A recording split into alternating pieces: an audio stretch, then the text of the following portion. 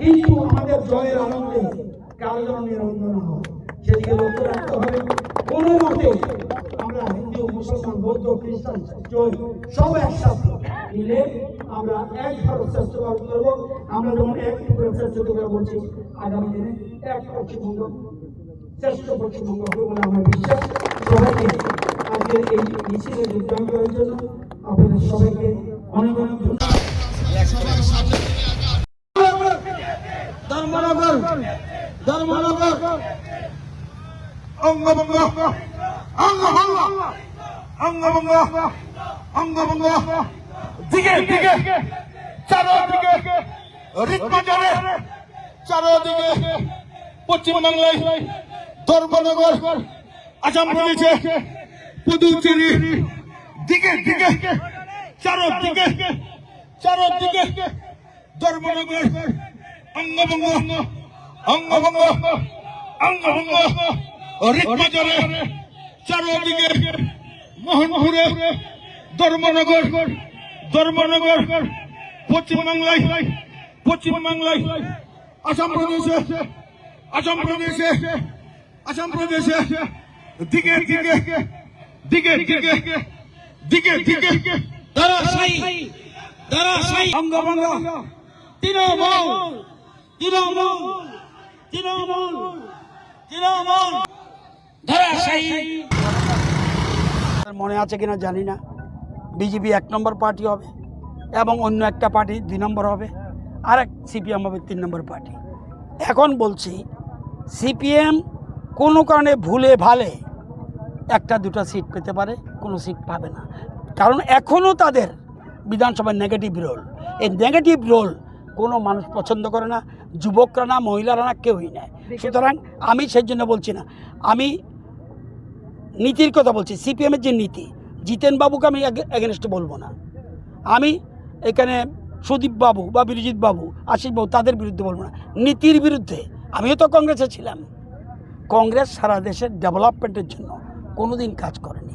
আজকে মোদিজি আসার পরে সারা পৃথিবীতে 4র্থ নম্বর অর্থনীতিতে চলে এসছে। কিছুদিনের মধ্যে আমরা 3য় নম্বরে যাব। আমাদের সামনে থাকবে চীন আর আমেরিকা।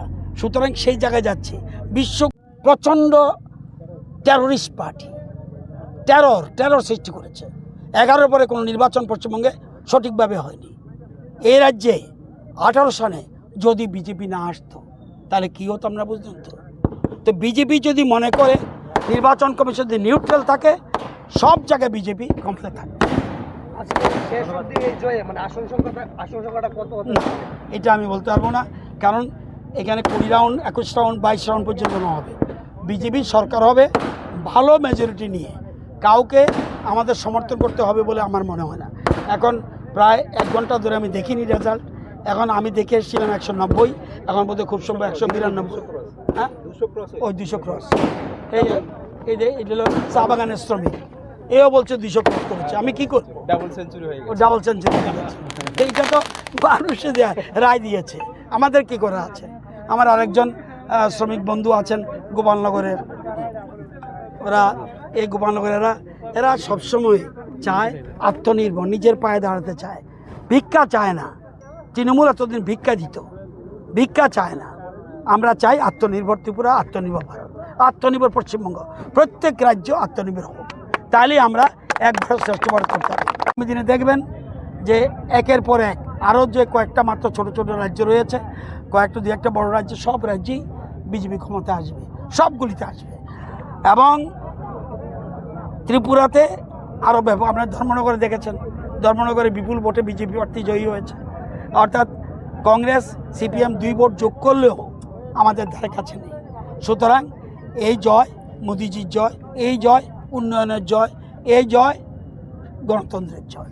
ভারত মাতা কি জয়। পশ্চিমবঙ্গের বিভিন্ন নির্বাচনে প্রচারে ছিলেন, জয় সম্পর্কে যতটুকু আশাবাদী ছিলেন তার থেকে কতটুকু এগিয়ে আপনারা?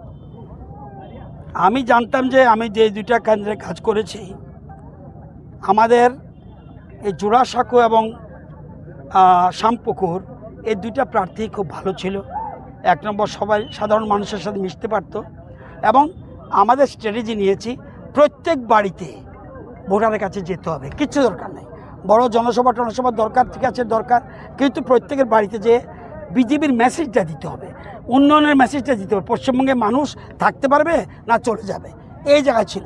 আদৌ পশ্চিমবঙ্গ ভারতের অন্তর্ভুক্ত থাকবে না মিনি পাকিস্তান হবে, এটা ছিল।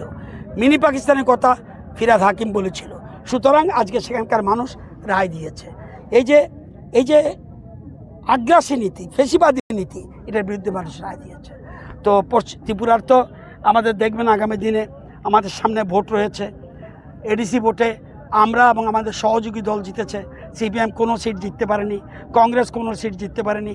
সুতরাং সিপিএমের এবং এই কংগ্রেসের কোনো বলার কিছু নেই। আমাদের সহযোগী পার্টি, আমরা একসাথে, আপনারা দেখেছেন এটা বন্ধুত্বপূর্ণ লড়াই ছিল, এবং আপনারা দেখেছেন বিধানসভায় সেই তীব্রমতা, সেই আইপিএফটি আমাদের পক্ষে ভোট দিয়েছে এই কিছুদিন আগে। সুতরাং এটা বন্ধুত্বপূর্ণ লড়াই হতে পারে, বিভিন্ন কারণে হয় অনেক সময়।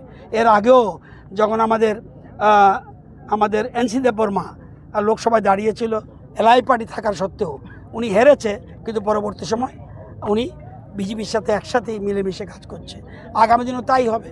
সুতরাং আমরা চাই সবাই মিলে ত্রিপুরাকে এক ত্রিপুরা শ্রেষ্ঠ ত্রিপুরা বানানো, এবং ভারতবর্ষ সেই লাইনে এগুচ্ছে। ভারতবর্ষ চায় এক ভারত শ্রেষ্ঠ ভারত।